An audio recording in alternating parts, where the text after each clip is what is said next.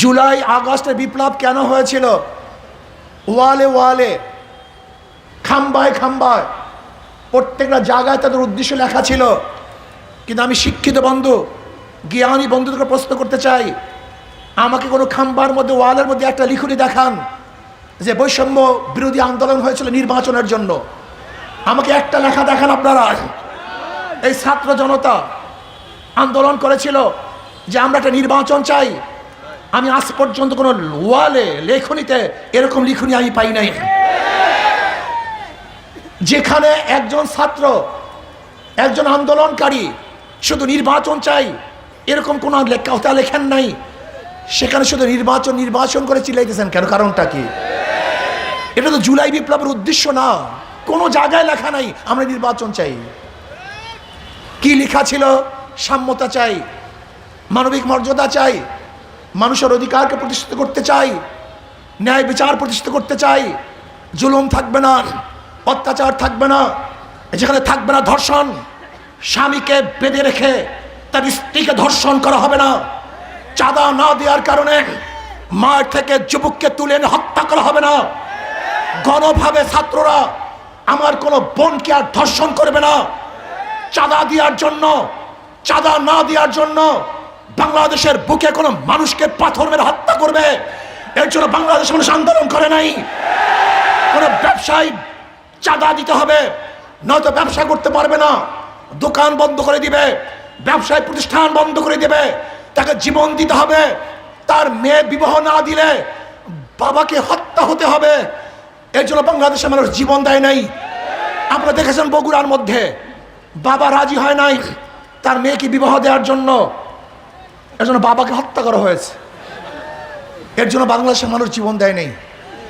আজকে কি দেখেছি?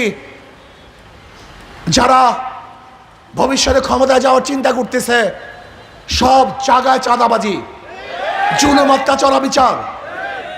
ন্যায় বিচার প্রতিষ্ঠিত করার জন্য আন্দোলন করেছিলাম, কিন্তু কোনো আদালত ন্যায় বিচার করতে পারছে না।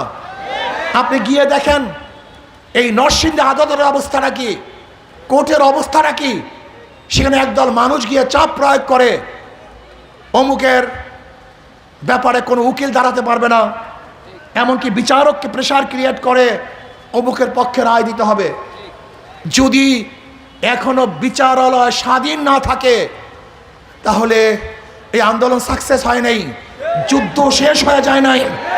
আবারও যুদ্ধ করতে হবে, আবারও সংগ্রাম করতে হবে, আবারও মাঠে নামতে হবে।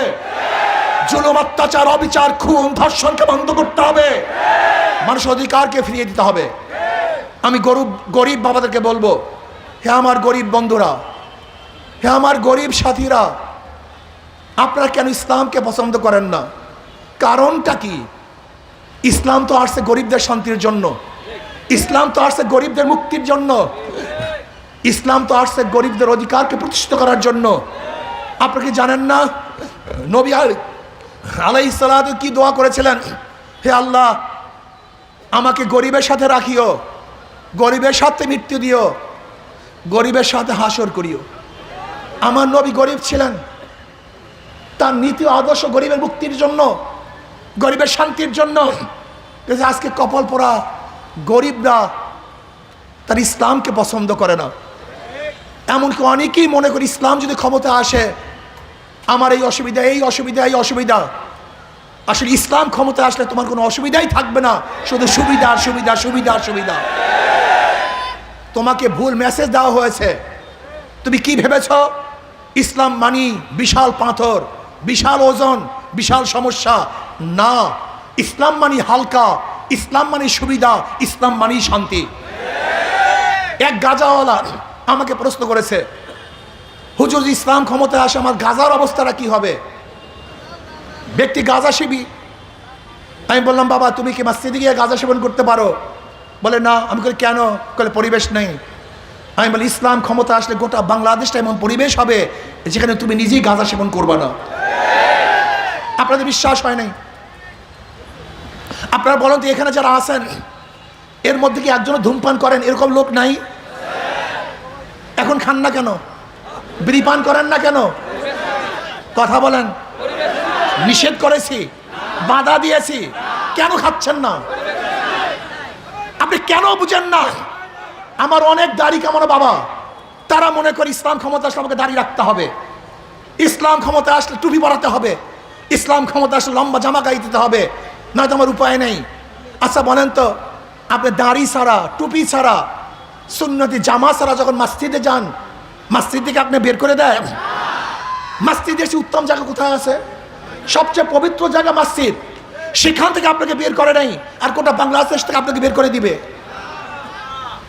এই নেগেটিভ ধারণা আপনার মধ্যে কে দিয়েছে? অনেকে আবার বলে ইসলাম ক্ষমতা আসলে মহিলারা চাকরি করতে পারবে না, মানে ইসলাম ক্ষমতা আসলে আমার একজন মা বোন না খেয়ে থাকবে না, ইসলাম ক্ষমতা আসলে একজন বিধবা না খেয়ে থাকবে না, একজন এতিম না খেয়ে থাকবে না। আবার যারা চোর, তারা আবার ইসলাম ক্ষমতা আসলে আমার চুরির অবস্থা কি হবে? তোমাকে চুরি করার প্রয়োজনই হবে না, তোমার কাছে টাকা বুঝে যাবে, তুমি চুরি করবা কেন? তোমার টাকাই তো অভাব থাকবে না। ঘুষখোররা মনে করে ইসলাম ক্ষমতা আসলে আমার ঘুষের অবস্থার কি হবে? তোমার মনই চাইবে না আমি ঘুষ খাই, সমস্যা কি তোমার? যারা মদ পান করে তারা মনে করে আমার মদের অবস্থাটা কি হবে?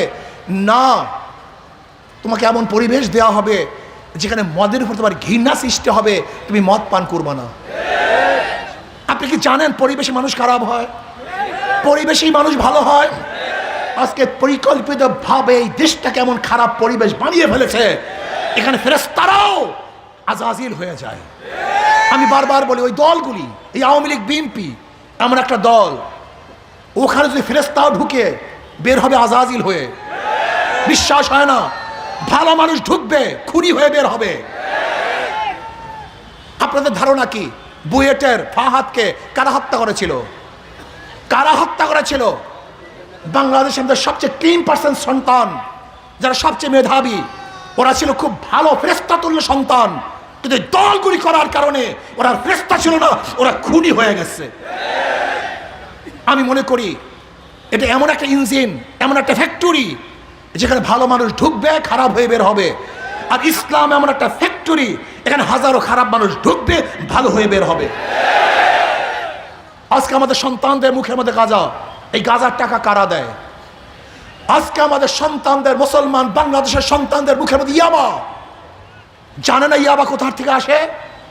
আপনারা দেখেছেন স্বরাষ্ট্র উপদেষ্টা বলেছেন ফেন্সিডিল তৈরি করে পাশের কান্ট্রি, ওরা খায় না, সব আমাদের দেশে পাচার করে, আমাদের সমস্ত সন্তানকে হত্যা করার জন্য, ধ্বংস করার জন্য। এত মাদক কেন? এত গাঁজা কেন?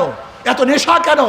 আপনারা জানেন যে এই জাতি নেশাগ্রস্ত হয়ে যায়, সেই জাতিটার মুক্তি নাই, কল্যাণ নাই, অবশ্যই ধ্বংস হবে। পরিকল্পিতভাবে ওদের পিছনে নামাবার জন্য আজকে আমাদের সন্তানকে নেশা ধারণা হচ্ছে। যারা ক্ষমতায় যেতে চান একটা যৌক্তিক কথা উপস্থাপন করেন, আপনাদের ভোট দিবে কেন? একটা যৌক্তিক কথা উপস্থাপন করেন, দলিল দেন। আপনারা কি বলে মানুষের কাছে যাবেন ভোট চাওয়ার জন্য? আমাকে বলুন তো। বলতে পারেন জিয়াউর রহমান সাহেব এইটা ছিলেন, সেইটা ছিলেন, সেইটা ছিলেন। হ্যাঁ, 91-তে জিয়াউর রহমান সাহেব ভালো ছিলেন বিদায়ী আপনাকে ক্ষমতায় নিয়েছিল, কিন্তু 96 পর্যন্ত থাকতে পারেন নাই কেন? আবারও দ্বিতীয়বার আপনাদের পরীক্ষা করছে, 2001-এও আপনাদের ক্ষমতায় নিয়েছিল জিয়াউর রহমান সাহেবের ভালোর কারণে, কিন্তু এরপর আসতে পারেন নাই কেন? তার মানে জিয়াউর রহমান সাহেব ভালো ছিলেন, এর জন্য মানুষ আপনাদেরকে ভোট দিয়েছে, কিন্তু পরীক্ষায় পাস করতে পারেননি, বারবার ফেল করেছেন।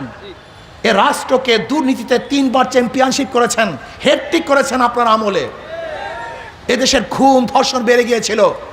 র্যাব কাদের আমলে জানেন আপনারা? বিএনপির আমলে। কেন করেছিল? সন্ত্রাস বেড়ে যাওয়ার কারণে। এই র্যাবের কাছে সবচেয়ে বেশি ক্রস ফায়ারে মারা গেছে বিএনপির লোকজন। আজকে ক্ষমতা আসতে পারে নাই, রাগ করেন কেন? ফখরুল সাহেব বলেছেন র্যাম্বো ন্যাশন করবেন। ফখরুল সাহেব 2 দিন আগে বক্তব্য দিয়েছে দেশকে র্যাম্বো ন্যাশন করবেন। র্যাম্বো ন্যাশন তো বুঝেন, রং ধনু জাতি, যেরকম রং ধনুর বিভিন্ন রং থাকে কিন্তু একসাথে থাকে। ফখরুল সাহেব বক্তব্য দিয়েছেন র্যাম্বো ন্যাশন জাতি করবেন, যেখানে বিভিন্ন আদর্শের, বিভিন্ন মতের, বিভিন্ন চরিত্র মানুষ থাকবে, সবাইকে নিয়ে রাষ্ট্র গঠন করতে চান। আপনি বলবেন র্যাম্বো ন্যাশন করবেন, আর বিরোধী দলের মুখের মধ্যে, গলার মধ্যে টিপবেন, চাপ দিবেন, হত্যা করবেন, খুন করবেন, কেস দিবেন, তাদেরকে হত্যা করবেন। না, এটা র্যাম্বো ন্যাশন হয় না, এটা জুলুমবাজ হয়, এক নাকান্দ হয়, এটা বাকশাল হয়। একদিকে র্যাম্বো নেশনের স্লোগান দিবেন, অন্যদিকে বিরোধী দলকে সহ্যই করতে পারবেন না। আপনারা বারবার বলেন যে আমরা না থাকলে, গণতন্ত্র না থাকলে, এইটা না থাকলে, সেইটা না থাকলে, বিএনপি আওয়ামী লীগ না থাকলে ক্ষমতায় কারা আসবে? 92% মুসলমানদের দেশে ইসলাম আসবে? বরং 92% মুসলমানদের দেশে ইসলাম নাই কেন এই প্রশ্ন করো। 92% মুসলমানদের দেশে ইসলাম নাই কেন? পরিকল্পিতভাবে নেগেটিভ আমাদের ব্যাপারে ইসলাম ফোবিয়া সৃষ্টি করেছে। ইসলাম আসলে এইটা হবে, সেইটা হবে, অমুকে থাকতে পারবে না, তমুকে থাকতে পারবে না। না, এইবার গোটা জাতি জাগ্রত হয়েছে, ইসলামের কল্যাণ সম্পর্কে তারা জানে। এই যে শওকত সাহেব, এই যে আমাদের ইঞ্জিনিয়ার সাহেব, আমাদের এখানে যারা বদরুল সাহেব যারা আছেন, এদের মতো এই শওকত সাহেব হুজুর, এই যে দাঁড়ান, আপনি ইঞ্জিনিয়ার সাহেব দাঁড়ান, এখানে প্রার্থীরা দাঁড়াও, দাঁড়ানোর সামনে দাঁড়ান। এই যে দেখেন এই লোকগুলি কারা? এদের মধ্যে খুনে, হাতের মধ্যে খুনের রক্ত আছে কোনো? আমাকে বলুন। এরা চুরি করছে, ডাকাতি করছে, মদ পান করছে, এরা সিগারেট খায়, এরা ঘুষ খায়, জুলুম করে, অত্যাচার করে। এদের মাধ্যমে দেশ দুর্নীতি মুক্ত হতে পারে। 2 নম্বর জমিতে 1 নম্বর ফসল হয় না, 2 নম্বর উস্তাদের কাছে 1 নম্বর ছাত্র হয় না, 2 নম্বর নেতার কাছে দেশ কোনোদিন 1 নম্বর হতে পারে না। 1000বার নেতা পরিবর্তন করবেন, দল পরিবর্তন করবেন, কিন্তু শান্তি আসবে না। আমি বারবার বলেছি, ওদেরকে বারবার পরীক্ষা করেছেন, বারবার ফেল করছে। আমি অনুরোধ করব, একটা বার ইসলামকে পরীক্ষা করুন, একটা বার ইসলামকে পরীক্ষা করুন, একটা বার হাত পাকে পরীক্ষা করুন। যদি আমরা ফেল করি তাহলে পরীক্ষার হলেই আর ঢুকবো না, পরীক্ষা দেওয়ার জন্যই আসবো না। শুধু একটা বার পরীক্ষা দেওয়ার জন্য সবাই রাজি আছেন তো? ইনশাআল্লাহ জনগণ পরীক্ষা নেন, আমরা পরীক্ষা দেব ইনশাআল্লাহ। যদি আপনারা পাস করান তাহলে ইনশাআল্লাহ আগামীতে জুলুম মুক্ত, শোষণ মুক্ত, চুরি মুক্ত, ডাকাতি মুক্ত, ধর্ষণ মুক্ত, সাম্য, মানবিক মর্যাদা, সামাজিক ন্যায় বিচার প্রতিষ্ঠিত হবে। এরকম রাষ্ট্র হবে যেখানে মুসলমান, হিন্দু, বৌদ্ধ, খ্রিস্টান, ঋষি, চামার, মজদুর, কুলি, গরিব, দুঃখী সমস্ত মানুষ একত্রিত হয়ে আমরা ঐক্যবদ্ধভাবে রাষ্ট্রকে করবো ইনশাআল্লাহ। আছেন তো সবাই ইনশাআল্লাহ? সব মার্কা দেখা শেষ, সব মার্কা দেখা শেষ। শোনেন, খুব ভালো মতো বুঝবেন, বোঝার চেষ্টা করবেন। যারা নৌকা নির্বাচন করে তারা নিজেরা নৌকা চালাতে পারে না, যারা নাঙ্গল নির্বাচন করে নিজেরা নাঙ্গল বইতে পারে না, যারা ধানের শীষে নির্বাচন করে নিজেরা ধান কাটতে পারে না। নৌকা গরিবদের প্রতীক, নাঙ্গল গরিবদের প্রতীক, ধানের শীষ কিন্তু একজনও গরিব না। যারা নির্বাচন করে একজনও গরিব না। তার মানে ওদের কথার সাথে, ওদের মার্কার সাথে ধোকামি। কিন্তু হাত পাকে এমন একটা মার্কা, যে নির্বাচন করে সেও ঘুরাতে পারে, যারা করে তারাও ঘুরাতে পারে, পুরুষরাও চালাতে পারে, মহিলারাও চালাতে পারে, ধনীরাও চালাতে পারে, গরিবরাও চালাতে পারে, শিশুরাও চালাতে পারে, বড়রাও চালাতে পারে।